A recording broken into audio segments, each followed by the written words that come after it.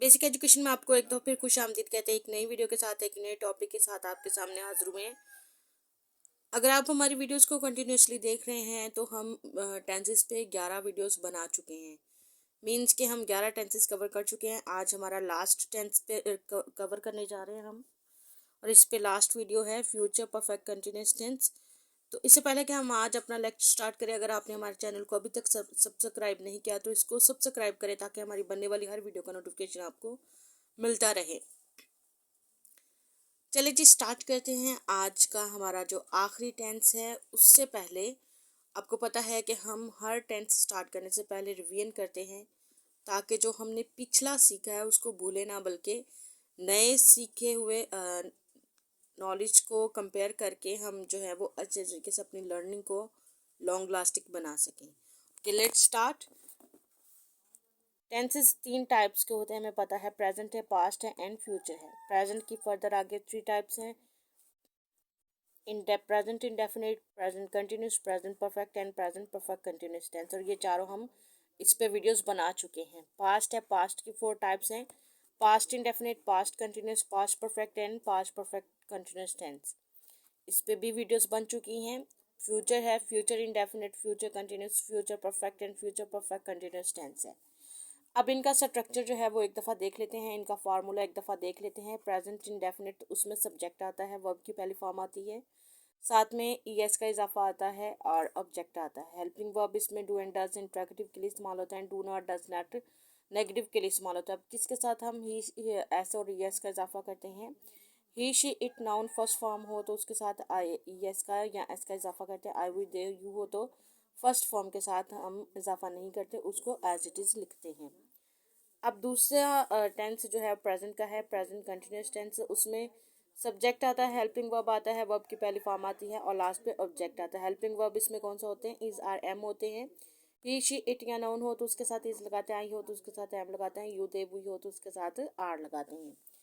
फिर है present perfect. Present perfect में सब्जेक्ट आता है, हेल्पिंग वर्ब आती है, वर्ब की तीसरी फॉर्म आती है, लास्ट पे ऑब्जेक्ट आता है। हेल्पिंग वर्ब इसमें हैज़ और हैव का इस्तेमाल करते हैं। आगे प्रेजेंट पास्ट परफेक्ट में मैं आपको यहीं पे थोड़ा सा कंपेयर करवा देती हूँ। पास्ट परफेक्ट में हम सिर्फ एक ही हेल्पिंग वर्ब हैड का इस्तेमाल करेंगे। फ्यूचर परफेक्ट में हमने विल और शेल के साथ सिर्फ हैव लगाना है, वहाँ हैज़ नहीं आएगा।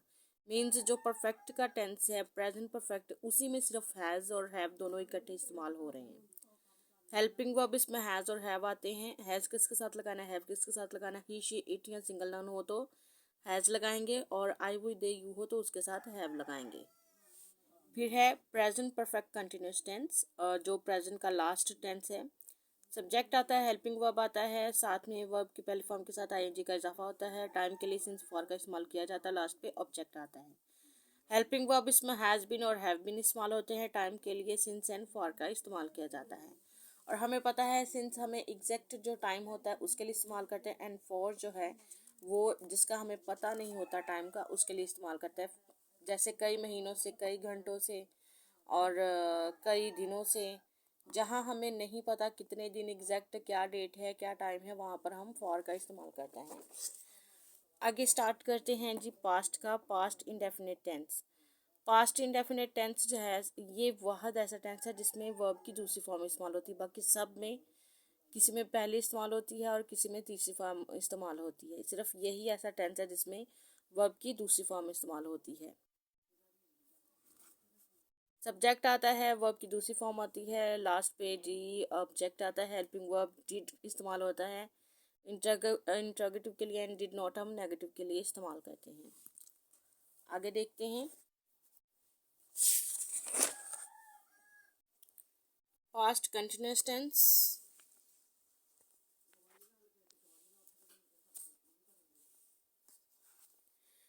पास्ट कंटिन्यूस टेंस से सब्जेक्ट आता है, हेल्पिंग वर्ब आता है, वर्ब की पहली फॉर्म के साथ आईएनजी का इजाफा होता है और लास्ट पे ऑब्जेक्ट आता है। हेल्पिंग वर्ब इसमें वाज एंड वर होते हैं।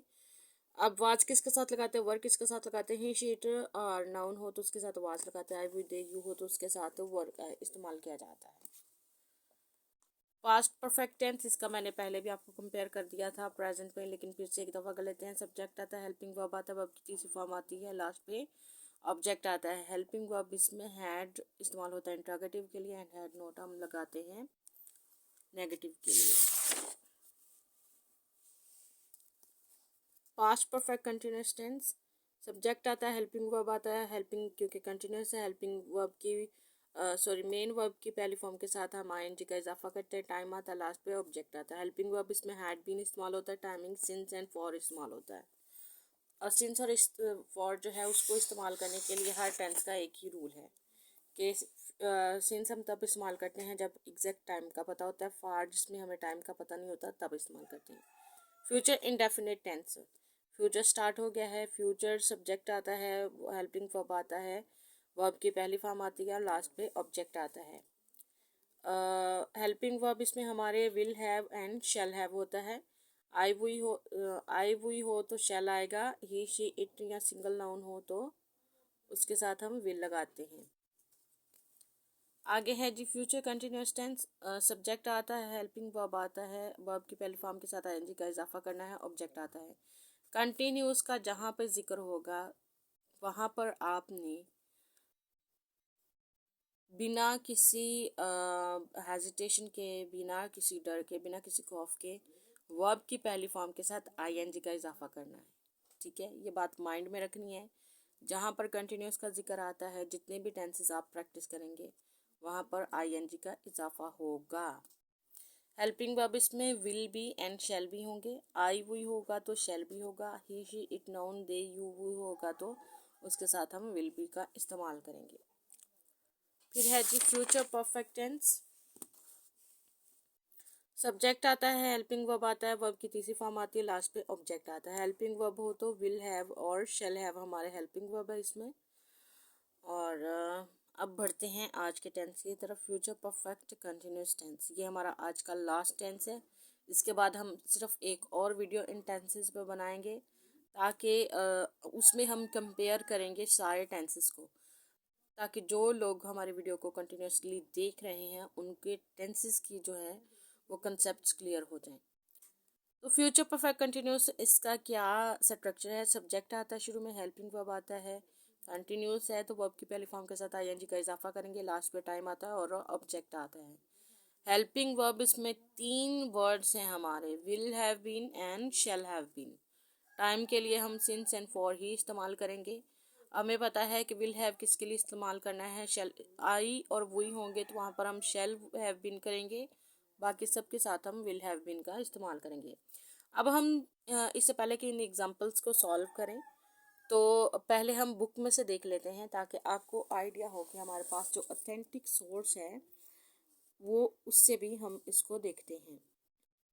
फ्यूचर परफेक्ट टेंस और ये लास्ट टेंस है, इस टेंस में will have been shall have been के साथ फेल की पहली फॉर्म आईएनजी के साथ आती है। अगर फ्यूचर कंटिन्यूस के साथ वक्त बताने वाले अल्फाज लग जाएं तो फिक्रा इस टेंस में बदल जाता है। मसलन वो मेरा इंतज़ार कर रहे होंगे, they will be waiting for मी। अगर इसी को वक्त के साथ हम शो करें, वो सुबह से मेरा इंतज़ार कर रहे होंगे, they will have been waiting for me since morning. इसमें एक बात आपने नोट करनी है कि जो टाइम बताने वाले जुमले हैं, टाइम का जिक्र मोस्टली जो है वो एंड पे आता है। तो जब आप स्ट्रक्चर बनाएं तो आपने इस चीज़ में कंफ्यूज नहीं होना कि सिंस या फॉर जो है ये कहाँ पे लगेंगे, बल्कि जो स्ट्रक्चर, जो फार्मूला मैं आपके सामने रोज़ाना जो है वो बनाती हूँ प्लस लगा के, तो उसको भी आप जहन में रखेंगे तो फिर आपको कन्फ्यूजन नहीं होगी कि कौन सा वर्ड हमने कहाँ पे लगाना है। चलिए अब स्टार्ट करते हैं हमारे आज की एग्जाम्पल्स को। लड़कियां दिसंबर से स्वेटर बुनती रही होंगी, लड़कियां दिसंबर से स्वेटर बुनती रही होंगी, लड़कियां ज़्यादा हैं,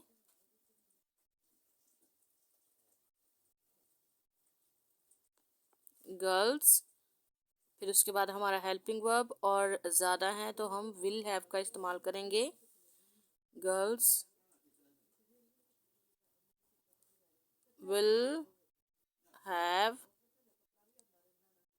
बीन। इसके बाद पहली फॉर्म के साथ निट और आईएनजी का इजाफा करेंगे तो ये निटिंग बन जाएगा।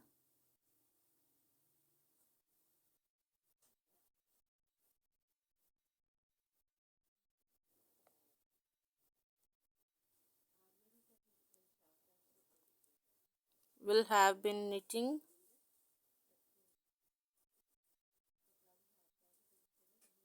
sweater since दिसंबर। दिसंबर क्योंकि एक मंथ का नेम है, इसका हमें पता है, इसलिए हम यहाँ पर सिंस का इस्तेमाल करेंगे। Girls will have been knitting sweater since December. मैं दिसंबर को ऊपर लिखने लगी हूँ, ठीक है। वो इसलिए क्योंकि हम क्या है कि यहाँ पर स्पेस नहीं है और निचली वाली लाइंस पे हम दूसरे टेंसेस बनाते हैं ताकि सबकी प्रैक्टिस जो है वो एक दफ़ा ही हो जाए और हमारा कंसेप्ट क्लियर हो जाए। इसके बाद हम अपना नेगेटिव बनाएंगे, तो मैं यहाँ से नेगेटिव स्टार्ट कर लेती हूँ। गर्ल्स। अच्छा, पहले हमने प्रैक्टिस की कि जो दो हमारे हेल्पिंग वर्ब होते हैं हम दोनों को स्प्लिट करके तो क्या करते हैं उसके बीच में हम नोट का इस्तेमाल कर। अब यहाँ पर जो है वो हमारे पास 3 हेल्पिंग वर्ब है, मतलब 3 वर्ड्स का हेल्पिंग वर्ब है। तो अब हम यहाँ पर नोट कहाँ लगाएंगे? तो मेन जो हमारा वर्ब है वो फ्यूचर को जाहिर करने वाला विल है और शेल है। आपने ये जहन में रखते हुए नोट का इस्तेमाल जो है वो विल के बाद एंड शेल के बाद करना है। Girls will not have been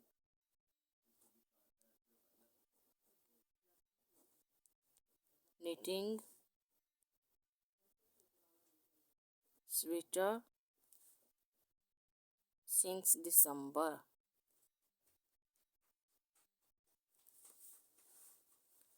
ठीक है, फिर अब हमने अपना इंटरोगेटिव बनाना है। तो जिस तरह मैंने आपको बताया कि जो हमारा फ्यूचर यानी फ्यूचर के हिसाब से हमारा मेन जो है वो विल और शेल है, मतलब जो हमारा कंसेप्ट को जो है वो क्लियर करता है, जो हमें क्लैरिफाई करता है कि ये जो है ये फ्यूचर के सेंटेंसेस हैं, इसमें फ्यूचर का जिक्र है, वो विल है और शेल है। तो हमने इसी के हिसाब से विल और शेल को स्टार्ट में लेके आना है। बाकी हैव बीन जो है वो मेन वर्ब से एग्जैक्टली पहले रहेंगे। Will girls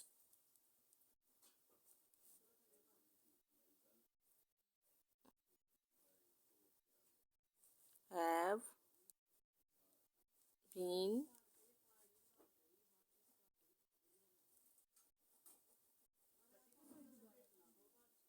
knitting sweater since December.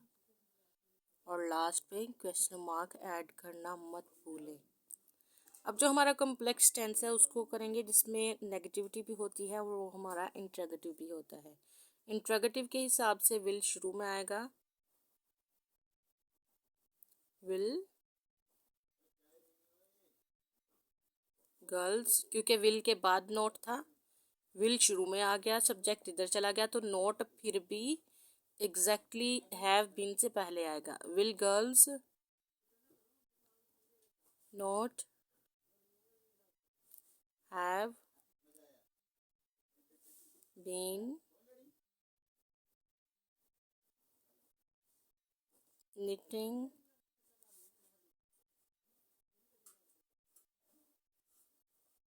sweater since December. और लास्ट पे यहाँ भी क्वेश्चन मार्क आएगा। ठीक है, ये था हमारा हमने जो एक एग्जांपल सॉल्व की। अब देखते हैं, मदारी 5 बजे से तमाशा दिखाता रहा होगा। मदारी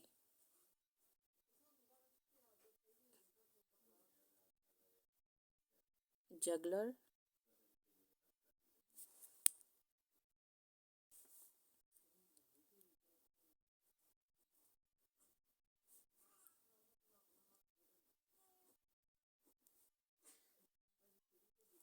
द जगलर। इसके बाद सब्जेक्ट के बाद हमने अपनी हेल्पिंग वर्ब लगाना है। तो सिंगल पर्सन है फिर भी हम उसके साथ जो है वो विल लगाएंगे, क्योंकि हमें नहीं पता कि यहाँ पर आई है या यहाँ पर ना तो आई है ना वी है, तो हम इसलिए यहाँ पर विल हैव ही लगाएंगे। द जगलर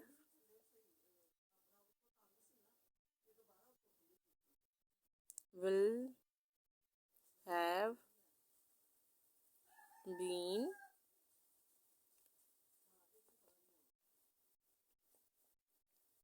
परफॉर्मिंग, परफॉर्म चूँकि सिंगल फॉर्म है, फर्स्ट फॉर्म है, इसके साथ हम आईएनजी का इजाफा करेंगे।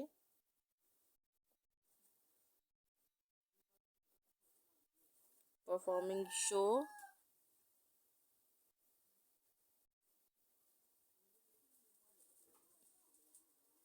सिंस 5 o'clock, क्योंकि देखिए 5 बजे एग्जैक्ट टाइम का हमें पता है, तो हम यहाँ पर सिंस का इस्तेमाल करेंगे। सिंस 5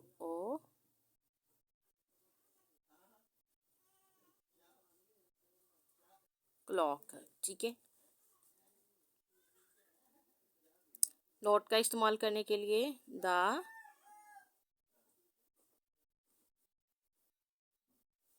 जगलर विल के फौरन बाद हम नोट का इस्तेमाल करेंगे, और हैव बीन जो है वो इसी तरह रहेगा। Have been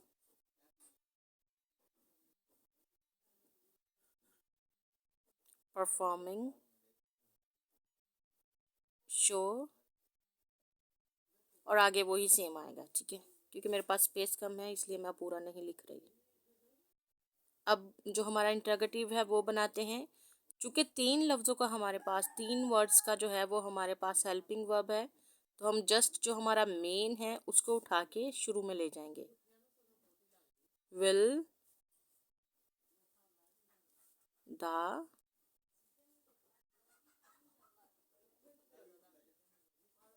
juggler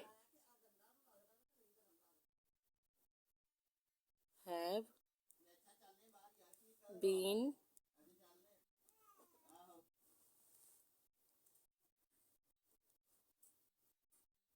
performing show since, और आगे वही वाली अरेंजमेंट आएगी, ये जो ऊपर वाली है, ठीक है। फिर जो कम्प्लेक्स है, यानी उसमें नेगेटिविटी भी आएगी तो इंट्रोगेटिविटी भी आएगी, तो ये विल जो है उसी हिसाब से शुरू में आएगा। विल द जगलर, चूँकि विल के बाद हमने नोट लगाया था, विल स्टार्ट में आ गया, तो हम क्या करेंगे, जो सब्जेक्ट है उसके बाद नोट लगाएंगे। Not have been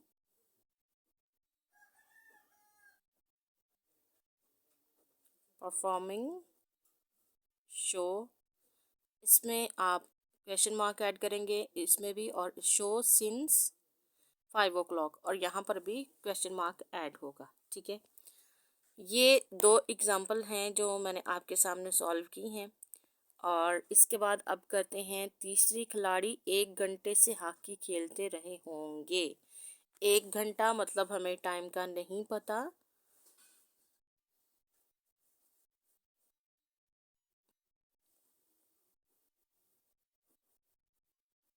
the players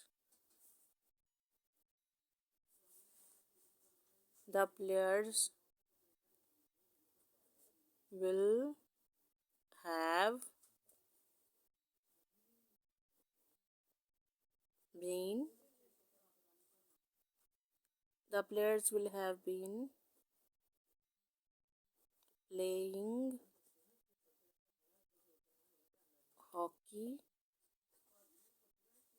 for an hour। 1 घंटे का हमें टाइम का नहीं पता कि वो कौन से 1 घंटे में खेल रहे हैं, तो हम टाइम के लिए फॉर का इस्तेमाल करेंगे, for an hour,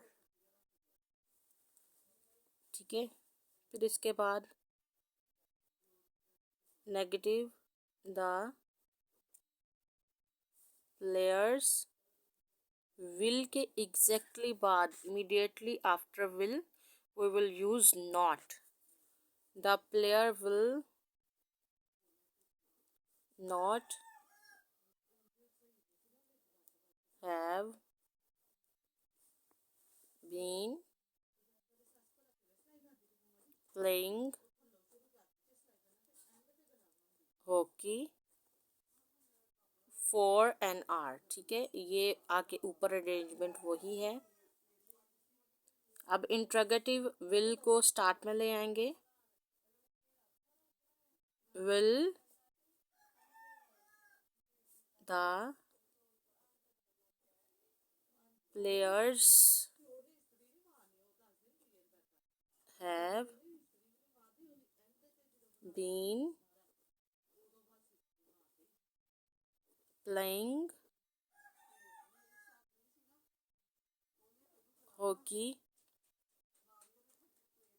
for an hour। तो लास्ट पे क्वेश्चन मार्क आएगा। ठीक है, अब लास्ट पे जो हमारा इंट्रोगेटिव भी होता है और नेगेटिव भी, उसके हिसाब से विल स्टार्ट में आएगा। विल द प्लेयर्स, अब देखिए नेगेटिव में हमने विल के बाद नॉट लगाया था। चूंकि विल जो है वो इंट्रोगेटिव के हिसाब से शुरू में आ गया, तो हम क्या करेंगे, नॉट लगाएंगे सब्जेक्ट के बाद। Will the players not have been playing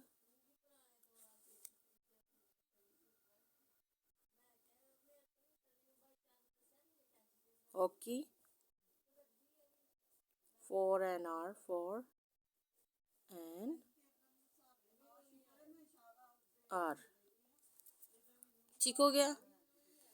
ये थी हमारी एग्जांपल जो हमने फॉर्मूले के हिसाब से जो है वो सॉल्व की हैं। ये देखिए ज़रा, फ्यूचर परफेक्ट कंटिन्यूअस सब्जेक्ट आता है, हेल्पिंग वर्ब आता है, वर्ब की पहली फॉर्म के साथ आएंगे का इजाफा करना है, लास्ट पे टाइम आता है और ऑब्जेक्ट आता है। ये देखिए इसी हिसाब से हमने अपने इनको सेंटेंसेस को प्रैक्टिस किया है, एग्जांपल्स को प्रैक्टिस किया है।